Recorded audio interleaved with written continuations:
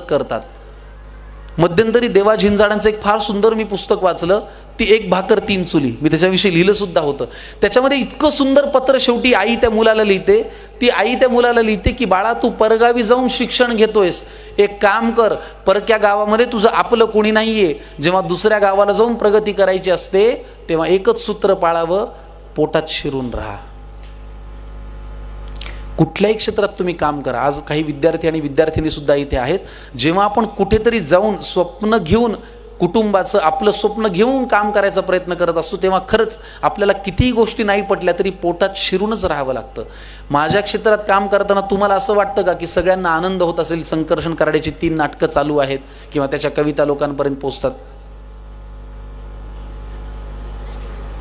त्रास असतो, वाईट वाटत असतं, खूपत असतं, ते आपल्याला ओळखावं लागतं.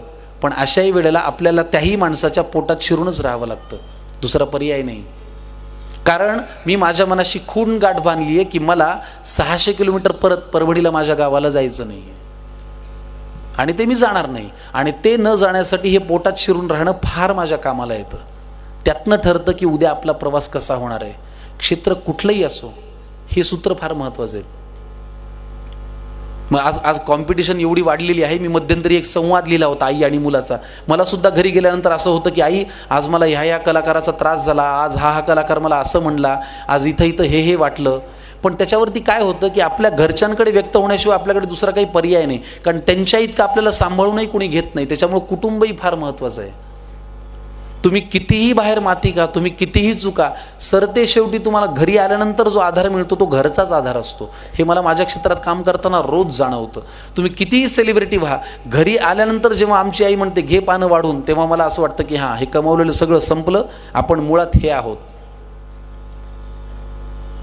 धपाधप पाय आपटत एक लेकरू घरी आलं, वस्तूंची फेकाफेकी करत घरामध्ये गेलं. आज तुमच्या घरात जर तुम्हाला काही मुलांना सल्ला द्यायचा असेल तर तो या ओळीमध्ये आहे असं मला वाटतं. तुम्ही नीट ऐका. आई आणि मुलाचा हा संवाद आहे की धपाधप पाय आपटत एक लेकरू घरी आलं, वस्तूंची फेकाफेकी करत घरामध्ये गेलं. तिने सांजेची वेळ, रात्र झाली नव्हती, आई अशीच देवासमोर दिवा लावीत होती.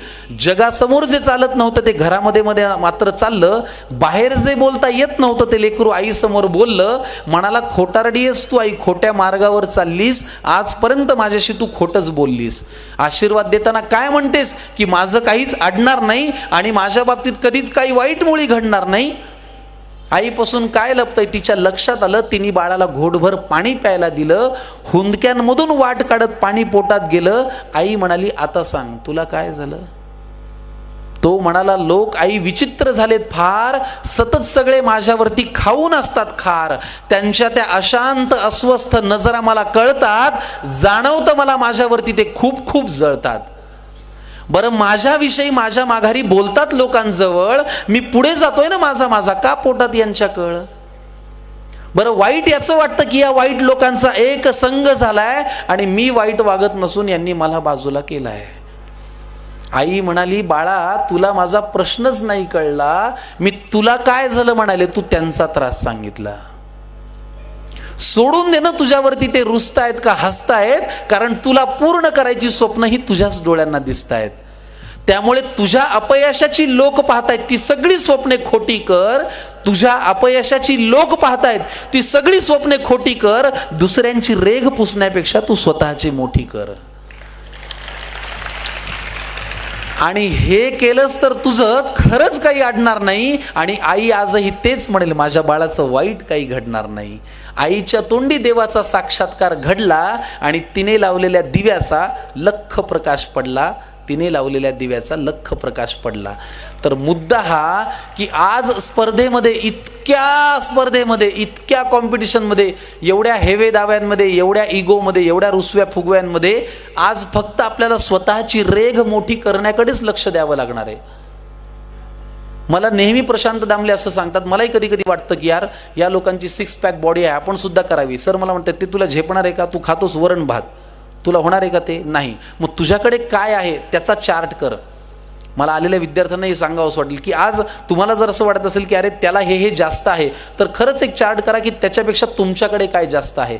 आणि मी जेव्हा त्या पारड्यामध्ये माझे वेगवेगळ्या गोष्टी लिहितो, माझा कुटुंबाचा आधार लिहितो, कविता लिहितो, अभिनय लिहितो, लेखन लिहितो, निवेदन लिहितो, तेव्हा असं मला वाटतं की चला 6 पॅक बॉडी नसली तरी आपण 6 वेगवेगळ्या अंगांनी प्रेक्षकांचं मनोरंजन करायचा प्रयत्न करू शकतो. आपल्याकडे काय आहे त्याचं ताऊन सुलाखून अभ्यास केला आणि सिंहावलोकन केलं तर आपण उद्या काय करू शकतो याचा अंदाज आपल्याला येऊ शकतो.